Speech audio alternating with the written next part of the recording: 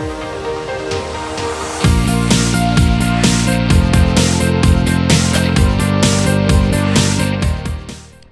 guys, it's Gus Guarda from RIVA Motorsports, and we're going out for another daily driver test drive.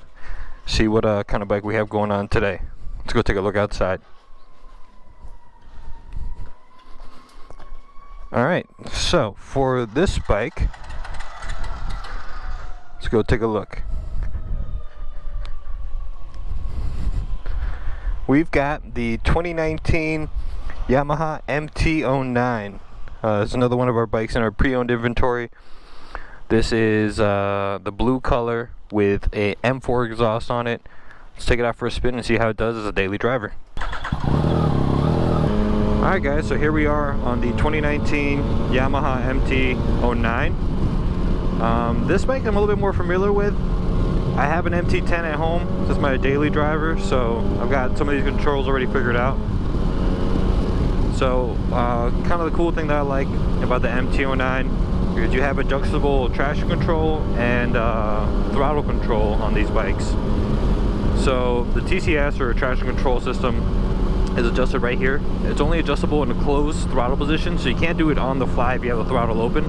But the second you roll off the throttle, you can adjust it right there.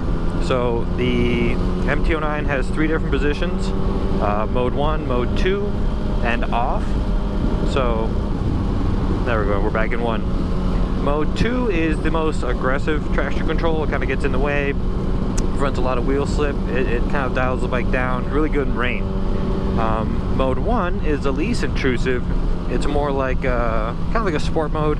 It does give you a little bit of slip, but it doesn't completely turn itself off. The third position though is TCS off, and that's going to keep the whole traction control system from interfering whatsoever. So you can do, you know, wheelies and stuff like that without the system interfering and putting the front wheel back down on you when you don't want it to. Now, alternatively, you have the throttle modes. So right now we're in standard. There are 3 total positions. So standard is 100% throttle, but I think it's just like a progressive linear kind of feedback. They have a B mode, which is, yeah, it's also a closed throttle feature. B mode is kind of like a rain mode. It's 70% throttle, if I remember correctly, and it's the softest response. And then they have A mode, which is what I ride my MT-10 in. A mode is same 100% throttle as standard, but with a much more aggressive response. So that makes for a pretty fun ride, especially if you turn off traction control, because then this thing turns into a wheelie machine. Alright, so now that we're stopped, like I talked about on the last bike review, when you come to a stop, this bike, I am 5'9". I'm flat footing on both sides, pretty comfortable. Not really having any issues with holding the bike up. It's a very light bike, it's a narrow frame, doesn't feel heavy at all. Alright, so now that we're riding again, it's a pretty noticeable difference when you switch from standard to A mode. I mean, the bike feels like it wants to just pick up the front wheel, feels like it wants to do a wheelie the whole time. But you know, this is a work bike, so we won't be doing that today. Maybe if I start uploading videos on my personal YouTube, we can take a look at that. All things considered, as far as ergonomics, I wouldn't complain about this bike at all. They do make a comfort seat for this bike, because I've had some complaints about the standard seats being a little stiff, a little rough on the butt, but I'm not super worried about it. It's, if you want the most comfortable thing imaginable, you get a cruiser. Alright, now as far as the dash,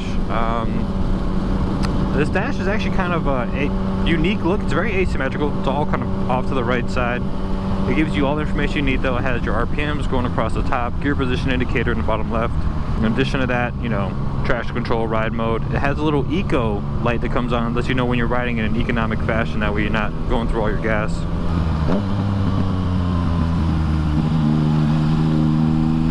One more thing on the controls that you might want to point out, there's a flash to pass button on the back side. Low beam and high beam controller right here. Turn signals, like any other Japanese bike, not self-resetting. You just gotta push it in to reset it. Traction control.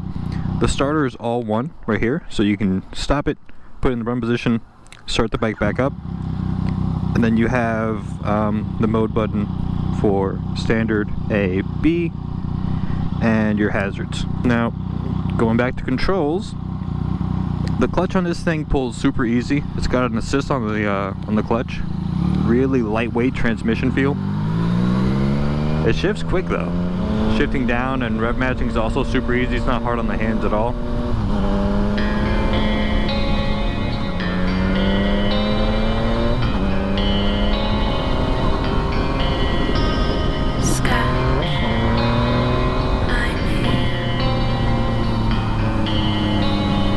By God.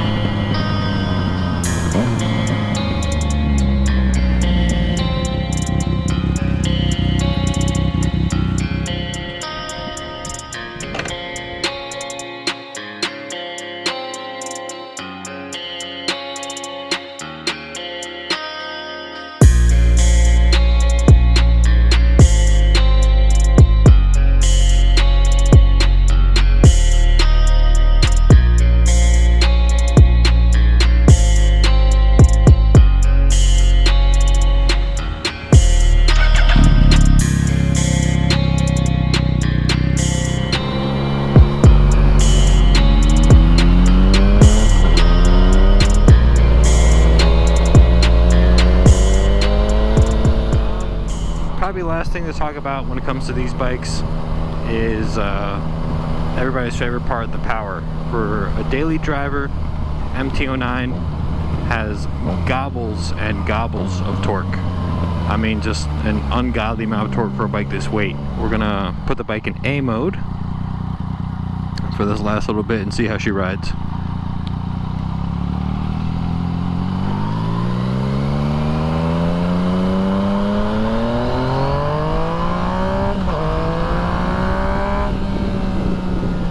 So acceleration on this bike is super quick. I don't feel like I'd have any problems getting myself out of a sticky spot.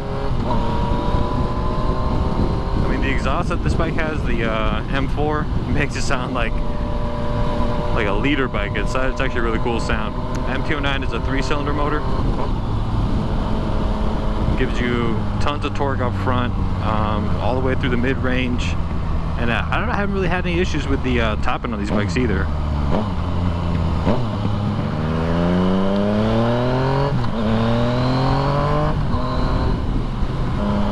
So now, talking about the suspension on this bike, not quite as much adjustment as the MT-10. That being said, it's still real tight suspension feeling. Not as tight as like the Gixxer 750 that we reviewed last week, but I don't think that's the intention of this bike. I think this bike is kind of just meant to be a little bit of both, a little bit of track bike, but with a main focus on being a daily driver. And so here we are, getting back to the shop here at RIVA Motorsports in Pompano Beach. So overall impressions, power is definitely there, suspension is good, the ability to customize the bike and kind of dial it in the way you want it to with the traction and the power, that's an awesome feature. So overall, the bacon rating that we're going to be going with going forward, I'm going to give this bike also 4 out of 5. What I would add to it to make it perfect would be maybe a quick shifter from the factory instead of having to add it separately, and maybe cruise control. I mean, for a daily driver that would probably come in handy, but aside from that, this bike is top notch. So this is Gus Guarda, RIVA Motorsports. Please be sure to follow us on all of our social media, Instagram, Facebook, YouTube, Twitter, everything that we have. Follow me on IG as well, at Guffy the Bacon Slayer, and we'll see you guys next week.